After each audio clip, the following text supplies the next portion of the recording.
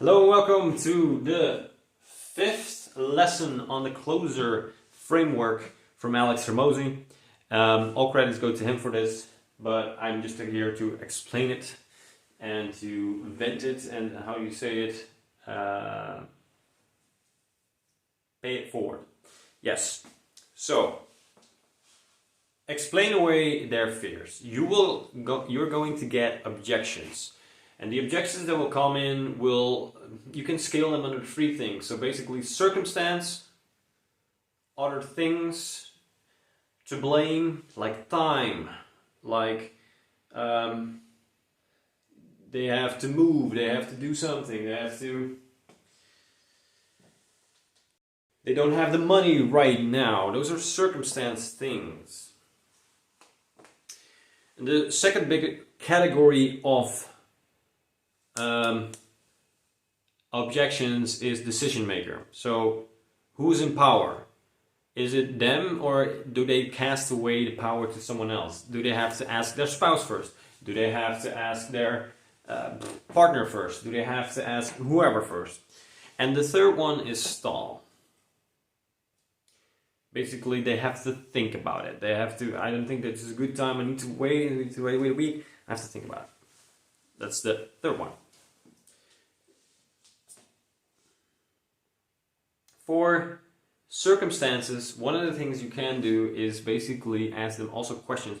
For every one of these, there are questions, and I will add a video that Alex Hormozi calls the onion of blame, and he talks about how exactly to deal with all these kinds of objections by asking specific questions. But I can give you a short example for example, circumstance. So circumstance, or if they say, for example, I don't have the time, I am too busy, you could ask them, okay, but when would be the right time? Or ask them like, hey, if I would ask you precisely this again in 3 months, would you still be busy then? Probably, right? Aren't you always busy? So, wouldn't it be better if you'd learn how to do it when you're busy instead of thinking that you cannot do it right now?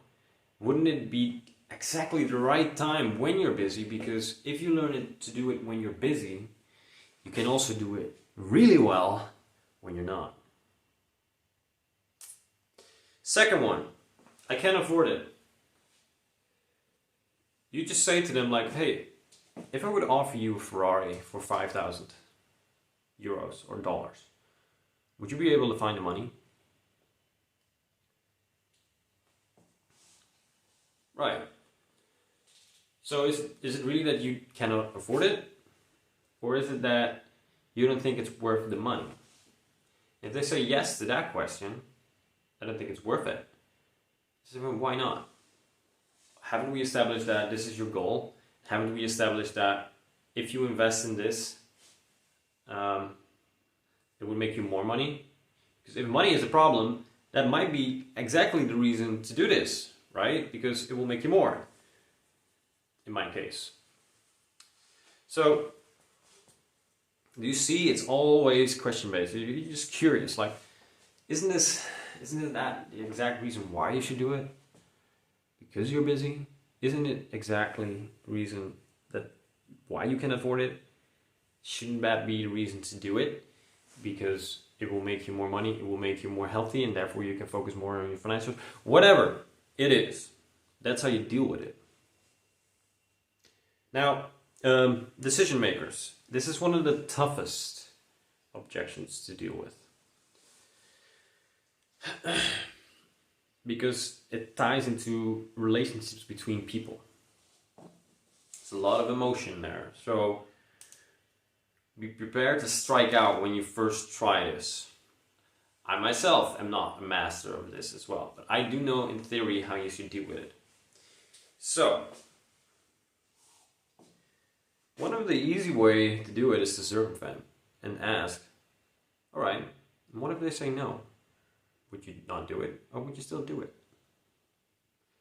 You'd be amazed, Alex says, as how many people will after that say yes, and you've gone after the objection, behind the objection. Second thing you can do is divert. So what if they were here right now? What would they say? Step into their shoes. Past agreements. Does your partner knows you have this problem? Does your partner have the same goal? Wouldn't then they approve it? And the fourth one is forgiveness. Well, it's better to ask forgiveness than to ask permission, right? Right. Stall. Stall is very simple. They just need to be helped with making a decision. So you need to just ask these questions. Can the product meet your needs? Do you want to work with us? Do you have access to the funds or know someone that does? And a delayed payment clause. Because when you ask these things in a sequence, you will basically guide them through the decision. And if they still want to think about it, you say, okay, let's see how that will look like. You go home. Are you going to sit in a chair and be like, you put the cigar in your mouth and you're like, I have to think about this. Is that really what's going to happen, or are you just going to get busy with the car, with the cooking dinner, and all of the things that can distract you? I think what you're looking for, forgive me if I'm wrong, is just more information. So what is it that's holding you back? I'm right here. I'm your source of information about this specific service. So if there's something that is still stopping you, let me know and let's see if we can deal with it. Alright, that was it for this video. That's how to deal with number E. That's the hardest part. This is what requires the most practice, because when you've not done a lot of sales, this is the hardest part, because it deals with rejection and it deals with a lot of emotion from your end, but also on their end. So this is the thing that needs the most practice. And the thing is just, if you strike out, that's good, you know?